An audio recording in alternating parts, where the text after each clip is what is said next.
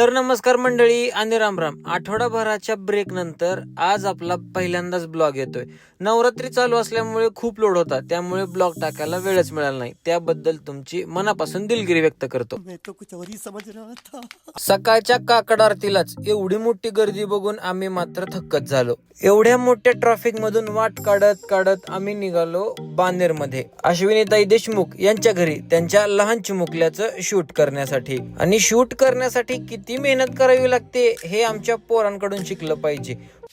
मैं कोई बोतल से निकला हुआ भूत हूँ कि एक के बाद एक काम देते जा रहे हो.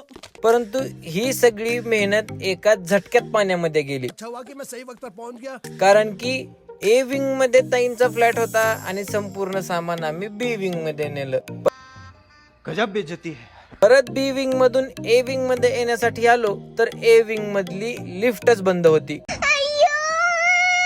एवढा सगळा खडतर प्रवास करून शेवटी आम्ही ताईंच्या फ्लॅट मध्ये आलो व लगेचच शूटला सुरुवात केली. ताईंना आपल्या सगळ्याच थीम आवडल्या होत्या आणि ताईंना फक्त ट्रेडिशनल थीम वरती शूट करायचं होतं. मग आम्ही घरी येतात संपूर्ण सामान घरामध्ये घेतलं व लगेचच शूटला सुरुवात केली. सगळ्यात पहिल्यांदा आम्ही महाकाल ही थीम केली. महाकाल थीम झाल्यानंतर संत तुकारामांची थीम केली. संत तुकारामांची थीम झाल्यानंतर ज्ञानेश्वर माऊलींची थीम केली. ज्ञानेश्वर माऊलींची थीम झाल्यानंतर नवनाथांची थीम केली. नवनाथांची थीम बाळाला खूपच छान दिसत होती आणि ताईंना हीच थीम खूप सगळ्यात जास्त आवडली होती. या थीम मध्ये बाळाने स्माइल पण केली आणि तो फोटो पण कॅप्चर झाला. मग त्यानंतर आम्ही संत बाळूमामांची थीम केली व बाळूमामांची थीम झाल्यानंतर आम्ही जय मल्हार ही थीम केली. जय मल्हार थीम झाल्यानंतर आम्ही लगेचच फोटो सिलेक्शन केलं व आजचं शूट संपवलं. आणि एक गोष्ट आवर्जून सांगायची आहे, ताईंनी मला कॉल केला, त्यांची डेट बुक केली व घरी यायच्या अगोदरच ताईंनी 100% पेमेंट करून टाकलं होतं.